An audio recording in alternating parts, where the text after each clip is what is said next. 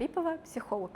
Psixologni kasbi, ishini mazmunini, mohiyati to'g'ri savolni to'g'ri vaziyatda, to'g'ri vaqtda bera olish va nimaga berayotganligini anglash shu savolni. Bizni asosiy instrumentimiz savol. Bizni asosiy instrumentimiz so'z. Bizni skalpelimiz yo'q, pinsetimiz yo'q, qaychimiz yo'q. Bizni hech narsamiz yo'q. Bizni faqatgina ishlaydigan instrumentimiz to'g'ri vaqtda berilgan to'g'ri savol. Shaxsiy voqeamdan aytib beraman. Dadamlar harbiy bo'lganlar. Bir kun ishdan kelganlarida, ayamlar so'raganlar, siz bir so'rang o'zi, kim bo'lmoqchi bolalaringiz bilasizmi? Faqat ishda vaqt o'tkazasiz. Bir mana bugun ertaroq kelib qoldingiz, so'rang. Kim bo'lmoqchi o'zi, nima kasb bo'lmoqchi? Keyin mandan so'radilar dadam. "Nu, anaqa, kim bo'lmoqchisan?" Man judayam bolaligimdan aktrisa bo'lishni orzu qilganman. Вот, aktrisa bo'lish bolalikdagi orzuyim bo'lgan. Man qo'rqib aktrisa dedim. Dadam judayam qattiqqo'llar, harbiylar. Bitta qarashlarini o'zi yetarli edi. Undan ko'rasi urib o'ldirganlari yaxshi edi-da biz uchun bitta qaraganlaridan ko'ra. Keyin aktrisa dedilar. Keyin aktrisa desam, keyin rus tilida gaplashardik. Nogi сломаю dedilar. Oyog'ingni sindiraman dedilar. Всё, bu men uchun hayotiy travmaga aylangan qolgan o'sha kun men uchun hayotiy travma bo'lgan. Boshqa uyimizda men aktrisa bo'lish mavzuim hech qachon ochilmagan hayotda. Hech qachon mani hattoki jur'atim yetmagan teatrallikga yoki konservatoriyaga topshirishni xohlash jur'atim ham ochilmagan. Ulg'ayganim bu juda yoshman hali dedim. Nima deydi, 3-klassmanmi, balkim 4-sinfmanmi, hali endi dunyo bilan tanishaverib, hali qanaqa kasblar borligini ham bilmayman u davr payt hali. Yoshim katta bo'lgani sari bilaman, что точно aktrisa bo'lishga hech kim ruxsat bermaydi menga. Psixologiyaga qiziqishim boshlangan. Psixologiyaga qiziqishim boshlangan. U payt biz boshqa shaharda yashaymiz, kichkina shaharda yashaymiz. O'zi ikkitagina institut bor. Shuni bittasi pedagogический, shuni ikkinchisi politexнический. Psixologiya yo'nalishi yo'q u nimada, bizni institutimizda. Lekin psixolog bo'lishni xohlayman. Psixolog bo'lishni xohlayman deganimda, lekin afsuski Toshkentga kelish kerak. U payt yosh qizman, 16-17 yosh qizman. Boshqa shaharga o'qishga xohlashmadi yuborishga va o'zimizda pedagogическийda o'qiganman birinchi ma'lumot. Nima sizga ta'sir qildi deyapsiz tanlashingizga? Menimcha juda qiziqqon bo'lganman. Nima tarafdan qiziqqon bo'lganman? Insonlarni o'zlarini tutishlariga. Rus tilida nadsмотренность deydi, kuzatish bo'lgan va doimiy analiz qobiliyatim bo'lgan. Doimiy analiz qilishni yaxshi ko'raman. Nimaga? Buni почемучка deydi-yu. Nega unday? Qachon?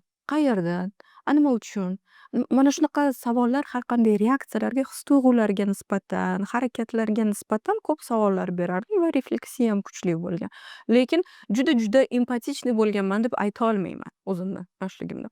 Juda bir чувствительный, ya'ni his-tuyg'ularimni namoyon qiluvchi yoki men o'zim his-tuyg'uli anaqa nima deydi, чувствительный o'zbek tilida nima deydi? Ta'sirchan bo'lganman deya olmayman o'zimni, lekin juda ham yaxshi ko'rardim analiz qilishni. Va keyinchalik уже boshqa shahar emas, boshqa davlatga ham o'qishga ketdim, o'qidim.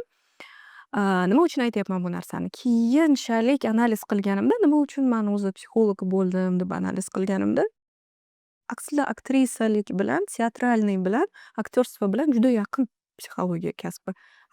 Nega aktrisa bo'lishni xohlagan ekanman deb o'ylab boshlaganman birinchi. Birinchi aktrisa bo'lishni xohlagan kunman. Nima uchun aktrisa bo'lishni xohlaganman?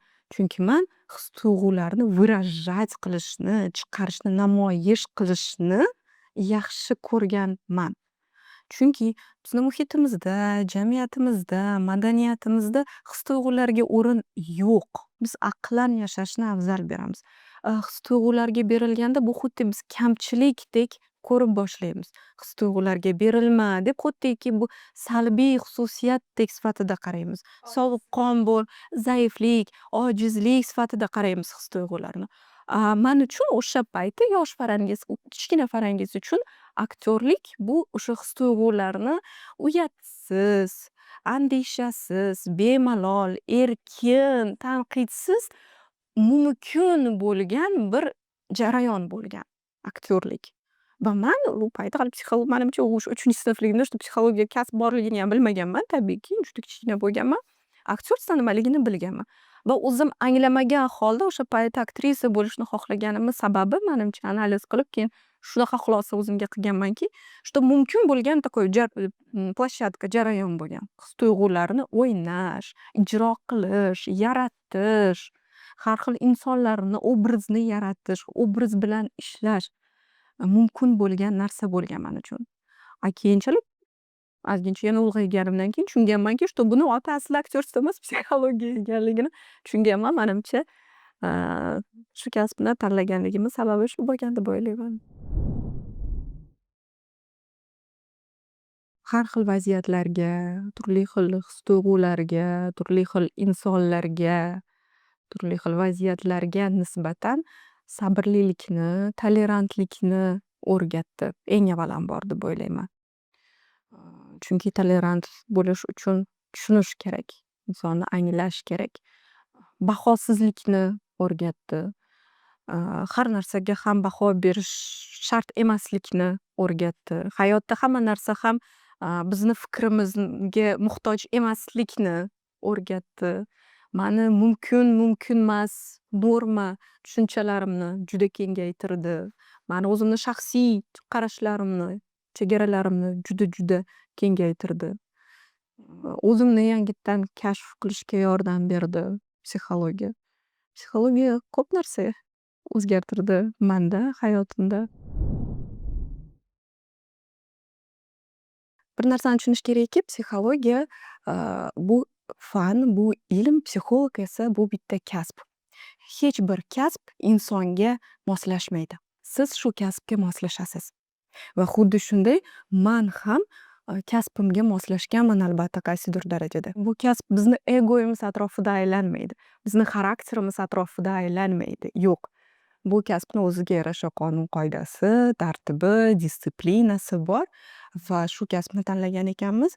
Biz shu kasbga moslashish mas'uliyatini olgan bo'lamiz. Psixolog kasbga xizmat qilishi ham shundaki, biz natijaga, rezultatga, faxrga bog'lanmaganmiz.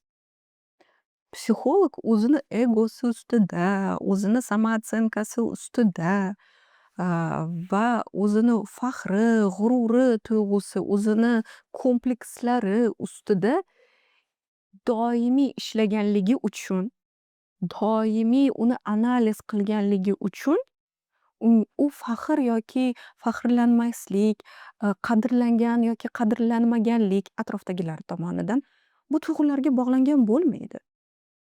Biz o'ylamaymiz, voy mani qadrlamayapti, mani xalq qadrlamayapti, men shuncha ish qilyapman-u, lekin bular tushunmayapti deb biz bu to'g'risida o'ylamaymiz. Yo'q.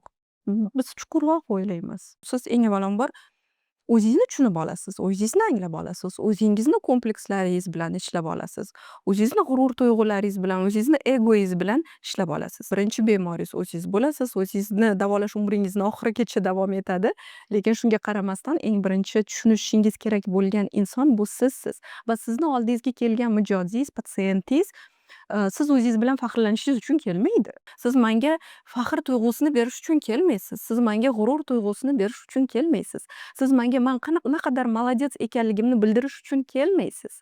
Va mani kasbim mani atrofimda aylanmaydi. Mani orzu-havasim atrofida, mani xarakterim, mani g'ururim, egoim atrofida aylanmaydi. Mani kasbim sizni atrofingizda aylanadi. Bilasizmi, biz universitetda o'qib yurgan paytlarim bizni bitta professor o'qituvchimiz bo'lardi va ular aytardiki, вы что думаете, что вы нормальные derdi rus tilida. O'zbekcha aytganda, sizlar o'zinglarni normalman deb o'ylaysizlarmi? Sizlar o'zlaringni sog'man deb o'ylaysizlarmi? derdi bizga qarab, psixolog studentlarga qarab.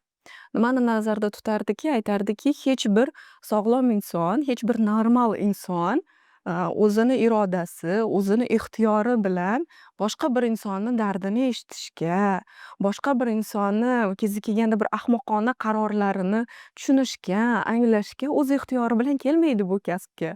Bu kasbga sog' inson kelmaydi, bu kasbga normal inson kelmaydi. Va sizlar ham sog' inson emassizlar. Ya'ni bu kasbga yaxshi hayotdan hech kim psixologiyaga kelmaydi. deb ustimizdan kulardilar. Qaysidir ma'noda bizni heyt qilardilar. Eng avvalambor, kuchli analitika bo'lish kerak. Analiticheskiy sklad ума deydi rus tilida. Analitik qobiliyat bo'lish kerak. Refleksiya qobiliyati bo'lish kerak. Analiz qilish, shu kechirmalarni, shu his-tuyg'ularni, hayotdagi barcha voqea hodisalarni tahlil qilish va o'zidan refleksiya qilish qobiliyati bo'lish kerak. Empatiya qobiliyati bo'lish kerak, emotsional intellekt qobiliyati bo'lish kerak. Qolaversa, eng oddiy qiziqqonligi bo'lish kerak hayotga nisbatan, insonlarga nisbatan. Chunki psixologiya kasbi bu mikroskop bilan ishlaganga o'xshaydi. Chunki biz har bir his-tuyg'uni, insonni har bir qilayotgan ishini, harakatini shunchaki bir harakat yoki shunchaki bir his-tuyg'u sifatida qabul qilmaymiz. Biz uni mikroskop tagida ko'rgandek har bitta so'zini, harakatini, reaksiyasini, emotsiyasini analiz qilamiz, tahlil qilamiz. Va mana shunday ishga sabri, mana shunday ishga toqati, qiziqqonligi bo'lmasa, bu kasbda ishlash judayam qiyin. Eng oddiy qiziqqonlik eng avvalambor. O'z e'tiqodlaridan voz kecha olmaydigan insonlar, o'z chegaralarini kengaytirishga tayyor bo'lmagan insonlar, o'z ramkalarini dan tushirish, yo'qotishga tayyor bo'lmagan insonlar bu kasbga albatta to'g'ri kelmaydi. Chunki hayot juda turli ranglarga boy. Faqat oq, qora, yaxshi, yomon, to'g'ri, noto'g'ri, gunoh, savoblardan iborat emas. Agar siz hayotni faqat shunday dixotomik yoki mana shunday duallikda ko'radigan bo'lsangiz, boshqalarni siz hech qachon boshqa tarafni tushuna olmaysiz. Sizni oldingizga kelgan insonni harakatini u nega u yoki bunday qilganligini na o'zingiz tushuna olasiz, na unga tushunishga yordam bera olasiz. O'zingizni e'tiqodlaringizdan voz kechish yoki ularni hech bo'lmaganda tanqidga solib ko'rish, shubhaga solib ko'rishga tayyor bo'lganingizdagina bu kasbga to'g'ri kelasiz. Lekin siz faqat o'zingizni e'tiqodlaringizda, o'zingizni qarashlaringizni, o'zingizni dunyoqarashlaringizni kengaytirishga tayyor bo'lmagan insonlar bu kasbga menimcha to'g'ri kelmaydi. Kasbni eng qiyin tomoni psixologlarni menimcha shoshqaloqligida bo'lsa kerak. Shoshqaloqlik qilmaslikda aniqrog'i. Chunki bu juda nozik kasb. Bu insonlarni ruhiyati bilan ishlaydigan kasb. Ruhiyat o'lchab bo'lmaydigan narsa, uni qo'lingiz bilan ushlab bo'lmaydigan narsa. Operatsion xonasiga kirsangiz, xirurg xato qilsa, uni xatosi yaqqol ko'rinadi. Shu zahotiyoq xatosini bila olasiz. Va shu zahotiyoq xirurg bunga o'sha mas'uliyatni oladi bo'yniga yoki o'sha mas'uliyatni talab qila olasiz, javobgarlikka torta olasiz istasangiz. Va boshqa kasbda ham biron narsani yasasangiz qo'lingiz bilan u narsasi noto'g'ri chiqsa, yaqqol ko'rinadi. Noto'g'ri chiqqani uni tuzatishingiz, o'xshatishingiz kerak bo'ladi. Konditer bo'lsangiz, tort pishirsangiz, mazasidan srazu shu zahotiyoq bila olasiz sifatini, yaxshi bo'lganligini, bo'lmaganligini. Psixologiya afsuski emas, albatta shunday kasbki, siz uni xato qildingizmi, adashdingizmi, noto'g'ri qildingizmi, uni yaqqol ko'ra olmaysiz. Bu psixolog uchun juda bir qaysidir momentda juda frustratsion momentda, frustratsiya deymiz. Chunki bizni oldimizdan ketadigan inson yig'ida, ko'z yoshda, tushkunlikda, xafagarchilikda ketadi va как будто bir rezultat bo'lmagandek. Как будто biz hech narsaga erishmagandek. Bizni qandaydir o'zimizni kutuvlarimiz bo'lishi mumkin terapiyada. Ko'pchilikni illyuziyalari bo'ladi, что psixologni kabinetidan hamma baxtli, xursand, mamnun, kulgan bo'lib chiqib ketadi. Yo'q, afsuski unday emas.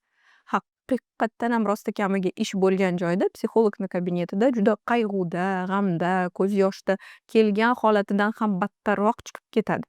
Lekin yosh psixologlar uchun yoki yosh psixolog deganda endi tajribasini, ishini boshlagan psixologlar uchun bu juda qiyin kechirma yashab o'tish. Uni tezroq qutqarishga harakat qilish, tezroq xursandchilikka, uni deganimda klientni yoki patsientni baxtga, xursandchilikka olib chiqish, uni tezroq ovutish, yupatishga shoshilmaslik kerak. Natijani ko'rishga shoshilmaslik kerak. Hattoki natijani siz ko'rmasligingiz ham mumkin. Qaysidir momentda klient, patsient shunchaki aloqalarini uzadi, boshqa sizga seansga kelmay qo'yadi, sizga boshqa hech qachon aloqaga chiqmay qo'yadi va biz natijasini hech qachon bilmaymiz. Balkim judayam hammasi yaxshi bo'lib ketganligi uchun bo'lishi mumkin yoki aksi bo'lgani ham bo'lishi mumkin. Bilasizmi, man psixolog o'zim psixologiyaga topshirayotgan vaqtim, hali abituriyent bo'lib o'qishga topshirayotgan paytim, u paytlar shu darajada psixologiya kasbi rivojlanmagan ediki, shu darajada psixologiya to'g'risida yanglish fikrlar bor ediki, man ustimdan tengdoshlarim va kattalar ham kulishgan. Psixologiyaga nima qilasan? Psixolog bo'lasan. Nima qilasan? Maktabda ishlaysan, necha pul oy olasan maktabda ishlaganingda. Shu darajada psixologni jamiyatda ham o'rni juda past edi. Mavqei past edi. Shu paytlari psixologga faqat jinnilar boradi, psixologga sog' odam murojaat qilmaydi degan yanglish fikrlar, stereotiplar tabu sifatida qaralardi jamiyatda. Borganlar borganini yashirishga, iloji boricha bormaslikka, ishi tushmaslikka harakat qilardi. Mabodo boshi aylanib ishi tushib qolsa ham maksimalni yashirishga harakat qilardi tanishlardan. Ayniqsa yosh qizlar, yosh ayollar. Chunki ular turmushga chiqishi kerak, chunki ular hayot qurishi kerak. Jamiyatda esa stereotip bor, что sog' odam psixologga bormaydi. Uchetda turish bilan dispanserlarda, psixiatriyada uchetda turish bilan tenglashtiriladi. Bu juda qo'rqinchli tendensiya edi men o'qishga kirayotgan paytim. Hozir qanaqa tendensiya? Hozir ancha-muncha psixologga murojaat qilish madaniyati ancha rivojlangan. O'sha davrlardan farqli o'laroq. Haligacha ham shunday stereotiplarimiz bor. Psixolog bilan psixiatrni farqiga bormaydiganlar hanuzgacha bor. Lekin ancha bu yo'nalishda o'sganmiz. Lekin shu darajada o'sganmizki, hattoki bu tendensiya chappasiga o'ynab ketgan. Hozir qaysidir ma'noda psixologga boradigan odam zamonaviy, o'zini ustida ishlaydigan bir odamni timsoli kelsa ko'zimizda oldiga, qaysidir momentda psixologlar insonlarni jig'iga tegadigan kasbga aylanib boryapti. Psixolog desa odamlarni asabi qo'ziydigan bir kasbga aylanib boryapti. Nima uchun? Chunki har kim psixolog bo'lib ketish tendensiyasi bo'lyapti. Bir necha oylik kursni bitiradi, men psixologman, Instagramda chiqishadi, coachman, maslahat berishim mumkin. Kelinglar, klientura yig'ib. Mana shu tendensiyaga ahmoqona maslahatlari bilan, ahmoqona psixologiyaga yaqin ham bo'lmagan kontent bilan insonlarni jig'iga tegish tendensiyasi ham ham uchrayapmizda. Lekin aslida esa sifatli psixologlarga bozor och.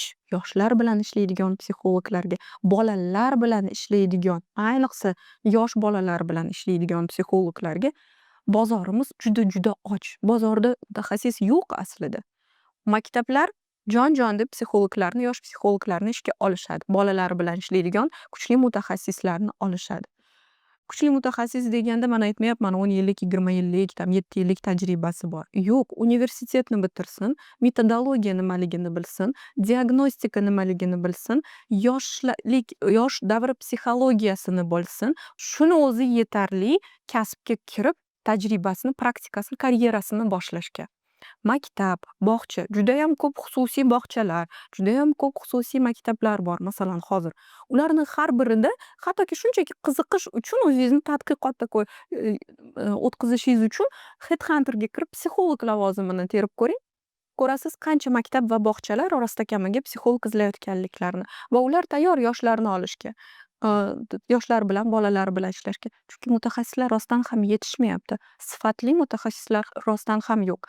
Va karyerasini boshlash uchun endi shu kasbga kirayotgan, universitetni bitirgan yosh mutaxassislar uchun maktab, bog'cha, universitet juda zo'r platforma, juda zo'r startga aylanadi.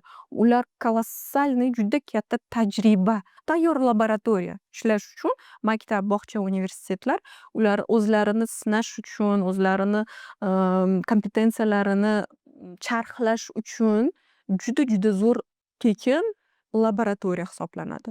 Va ular juda ham yaxshi oylik ham to'laydi. Agar realist bo'laylik, har kim ishga birinchi navbatda oylik uchun boradi.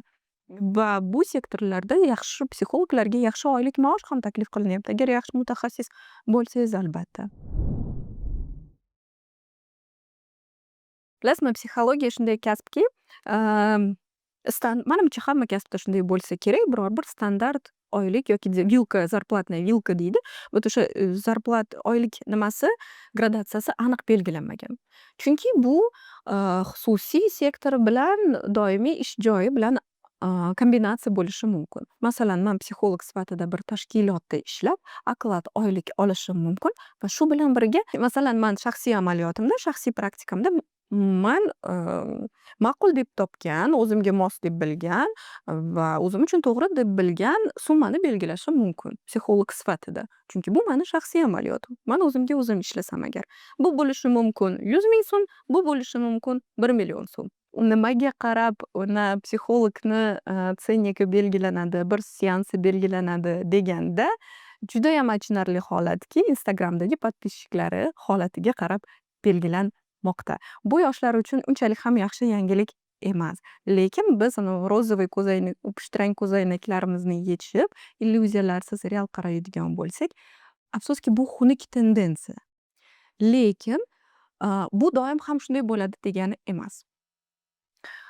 Har bir modaning o'zini davri bor. Bu hozirgi moda, bu tendensiya hozirda. Lekin bu doim shunday bo'lgan va hamisha shunday bo'ladi degani emas. Afsuski hozircha shunaqa. Bu psixologiya kasbi bitta boom bo'ldi. Mana shu boom davridagi tendensiya deb o'ylayman, mani o'zimni kuzatishim bo'yicha. Sekin-astalik bilan insonlar farqiga borib boshlaydi, insonlar sinay boshlaydi, ko'ra boshlaydi, bir marta ta'mini ko'radi va tushungandan keyin psixologlarga nisbatan ham ancha talablar kushayaveradi. Psixologlarga hech qanday talab qo'yishmayapti. Ma'lumotini so'ramayapti hech kim. Qayerda o'qigansiz, nima yo'nalishda ishlaysiz masalan, shuncha xuddiki shuncha nech pul qo'ysangiz ham narxingizni o'sha narxingiz oqlangandek ko'rinyapti. Psixologni bir seansi yoki bitta konsultatsiyasi nimaga qarab belgilanadi deganda, eng avvalambor uni ma'lumoti, uni tajribasi, uni ishlaydigan mavzulari, yo'nalishiga qarab belgilanishi kerak aslida.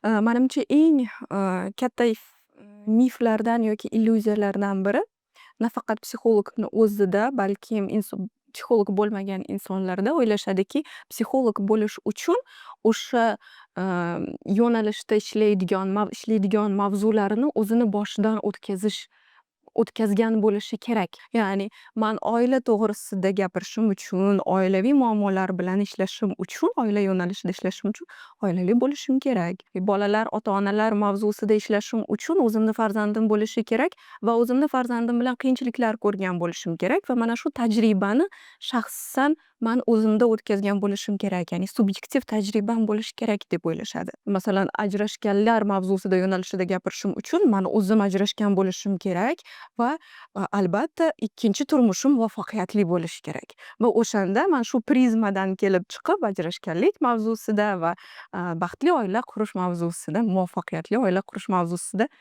jiddiy ishlay olaman. Kasb sifatida shunda haqqim bo'ladi. Lekin aslida unday emas.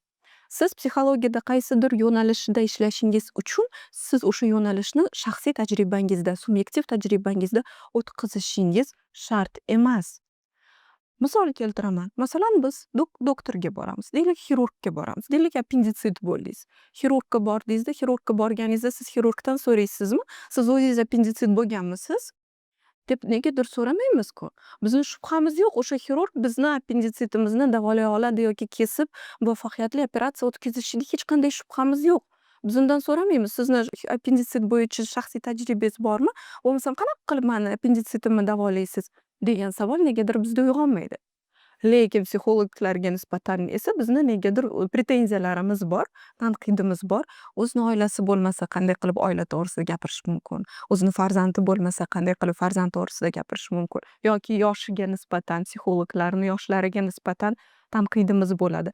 Hali endigina 25 yoshda ekan yoki hali endigina 30 yoshda ekan. Qanaqa qilib hayot to'g'risida o'rgata oladi? Qanaqa qilib hayot to'g'risida maslahat bera oladi degan tanqidimiz bor. Har qanday kasb, har qanday ilm, fanga nima kerak bo'lsa, nima qilish kerak bo'lsa, xuddi shularni qilish kerak. Ya'ni avvalambor ta'lim olish kerak. Eng avvalambor o'qish kerak. Albatta, oliy ta'limda o'qish kerak. Bakalavr, magistratura imkon qadar, ya'ni bu fundamental bilimni olish kerak. Ya'ni nazariyani tushunish kerak. Nazariyasiz praktika bo'lmaydi.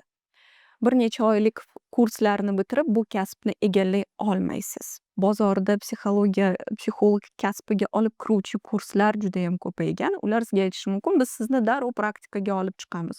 Yo'q, ishonmang, aldanmang yoki illyuziya qurmang bu kasbni atrofida. Romantizatsiya qilmang bu kasbni. Va bu kasbga kirmoqchi bo'lsangiz, eng avvalambor tushuningki, qaysi ehtiyojlardan kelib chiqib bu kasbga kirmoqchisiz. Chunki aslida biz har qanday kasbni qaysidir ehtiyojlarimizdan kelib chiqib tanlaymiz.